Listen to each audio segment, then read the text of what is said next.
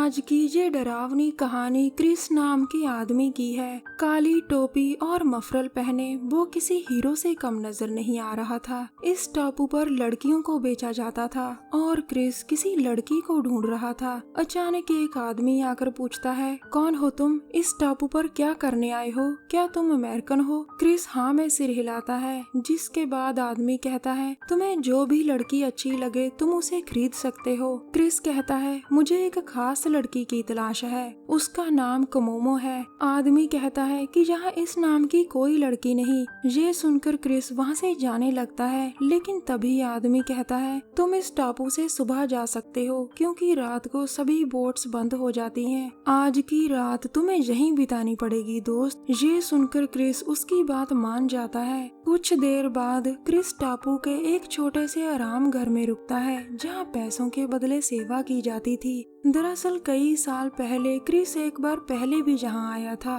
और खूबसूरत कमोमो को यहाँ देखकर हैरान था। उसने फैसला कर लिया था कि वो एक दिन कमोमो को यहाँ से निकाल कर अपने साथ ले जाएगा। अब एक लड़की क्रिस के कमरे में आती है। इस अजीब से चेहरे वाली लड़की का नाम सिम था। फिर वो क्रिस के पास आकर उसे जाम बनाकर देती है। इसके बाद वो क्रिस से पूछती है, क्या तुम कमोमो को तलाश रहे हो? ये सुनकर क्रिस कहता है, हाँ, क्या तुम उसे जानती हो? मैं उसे अपने साथ अमेरिका लेकर जाना चाहता हूँ। मैंने उससे वादा किया था कि मैं उसे लेने जरूर आऊंगा। इसके बाद सिम बताती है कि कुछ समय पहले ही कमोमो मर गई। ये सुनकर क्रिस बहुत दुखी होता है। उसे यकीन नहीं हो रहा था कि कमोमो मर गई। कुछ देर बाद क्रिस के पूछने पर सिम पूरी बात बताती है और कहानी अतीत में चली जाती है। शहर से दूर वीरान पहाड़ों में यह सिम की मॉम जो पूरा दिन घर का काम करती रहती थी। सिम का पिता बीमार रहता था, जिस कारण उसने बिस्तर पकड़ लिया था। एक रात सिम का बीमार पिता मर जाता है, जिसके बाद उसकी मॉम सिम को बेच देती है क्योंकि उसे लगा था कि इस जगह में रहना मुश्किल है। लेकिन उसकी मॉम को ये नहीं पता था कि उसकी बेटी को इस टापू पर लाया जाएगा।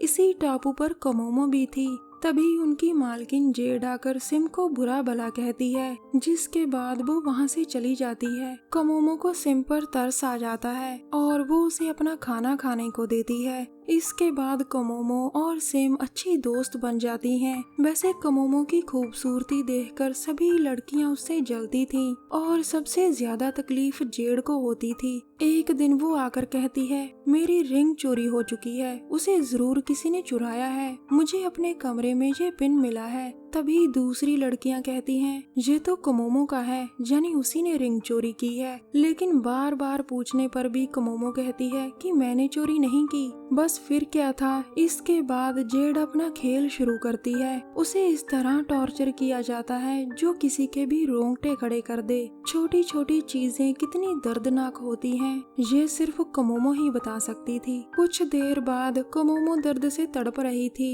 अब सिम उसके लिए पानी लेकर आती है, लेकिन कमोमो ने तो आत्महत्या कर अपने सारे दर्द दूर कर लिए थे। वर्तमान समय में सारी कहानी सुनकर क्रिस बहुत दुखी होता है। वो कहता है कि मैं सब मान सकता हूँ, लेकिन ये कभी नहीं मान सकता कि कमोमो आत्महत्या करेगी। उसे मेरा इंतजार था, तुम मुझे सच बताओ। ये सुनकर सिम कहती है, पता नहीं क्यों सभी सच सुनना चाहते हैं, लेकिन जब कोई सच बोलता है तो सभी उसके खिलाफ हो जाते हैं। क्रिस फिर कहता है कि मुझे सब सच सच बताओ। ये सुनकर सिम उसे सच बताती है कि मैंने ही जेड की रिंग चुराई थी और कमोमो को इसके बारे में पता चल गया था। मैंने ही उसे जान से मारा था ताकि वो स्वर्ग जा सके। ये सुनकर क्रिस कहता है, यानी तुमने ही उसे मार डाला जिसने कभी किसी को परेशान नहीं किया था। लानत है तुम पर, तुम अब भी कुछ बातें छुपा रही हो। मुझे पूरी बात बताओ कि तुमने रिंग क्यों चुराई थी, जबकि तुम तो यहाँ से बाहर ही नहीं जा सकती थी। तभी एक आवाज आती है, इसे सब बता दो सिम। इसके बाद सिम को कुछ होने लगता है और वो कहती है,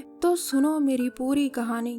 मेरे माँ बाप भिखारी थे। दोनों कुछ उम्मीद लगाकर पहाड़ों के बीच रहने आए थे, लेकिन यहाँ के हालात और भी खराब थे। यहाँ के लोग भी हमारे जैसे ही गरीब थे। फिर कुछ समय बाद मैं पैदा हुई, जिसके बाद पता नहीं क्यों मेरी माँ ने मुझे पानी में फेंक दिया। लेकिन पता नहीं किस चीज के कारण मैं 2 दिन बाद भी जिंदा रही। शायद मैं मर नहीं सकती थी। फिर मेरी माँ ने मुझे पालने का फैसला कर लिया और मैं भी धीरे धीरे अपनी माँ के साथ घर के काम करने लगी। आसपास के बच्चे मुझे मनहूस मनहूस कहते थे और मेरे साथ बात भी नहीं करते थे। मेरा पिता बीमार नहीं बल्कि शराबी था। वो रोज मेरी माँ को बिना बात के मारता था। फिर एक रात मैंने अपने शराबी पिता को मार डाला ताकि मेरी माँ खुश रह सके। मैं अपनी माँ की खुशी के लिए कुछ भी कर सकती थी, किसी भी हद तक जा सकती थी। तभी अचानक सिम के सिर में कुछ होने लगता है, जिसे देखकर क्रिस डर गया था।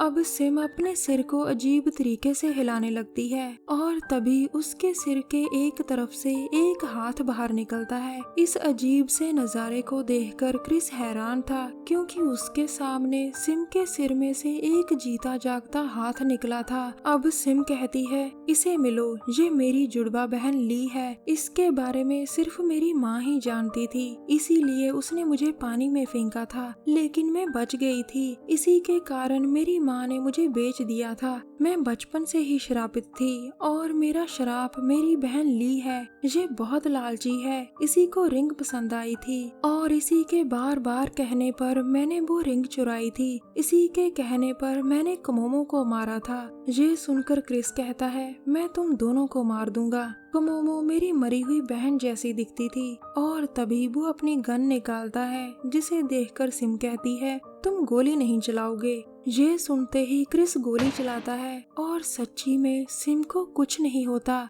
अब वो कहती है, तुम हमें नहीं मार सकते।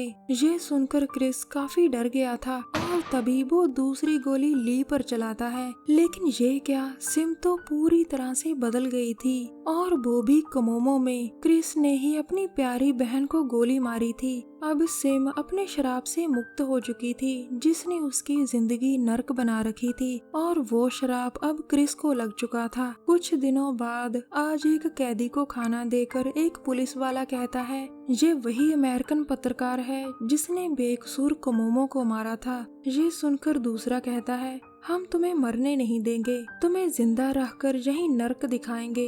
ये कहकर वो चले जाते हैं और पीछे सिर्फ अकेला क्रिस रह जाता है, जिसे पता था कि उसने तो गोली सिम पर चलाई थी, लेकिन सिम के शराब के कारण वो कमोमो में बदल गई। दरअसल कई साल पहले क्रिस ने गुस्से में आकर अपनी बहन को मार डाला था, क्योंकि वो उसकी किसी बात से नाराज था। वो कमोमो को अपने साथ ले जाकर उसकी जिंदगी बदलना चाहता था ताकि अपने गुनाहों का पछतावा कर सके। लेकिन उसी कमोमो के कत्ल के कारण वो आज कैदी बन चुका था। सिम के शराब के कारण उसका सब कुछ तबाह हो चुका था। अब तो उसे ऐसा लगने लगा था कि जैसे कमोमो का भूत भी उसके आसपास ही हो। आखिर में दोस्तों, बुरे कर्म इंसान का कभी पीछा नहीं छोड़ते। इनकी सजा इंसान को किस रूप में मिले, इसकी कोई कल्पना भी नहीं कर सकता। हमारी वीडियो देखने के लिए धन्यवाद। प्लीज हमारे चैनल को जरूर सब्सक्राइब करें। मिलते हैं अगली वीडियो में। तब तक के लिए नमस्कार। जय हिंद।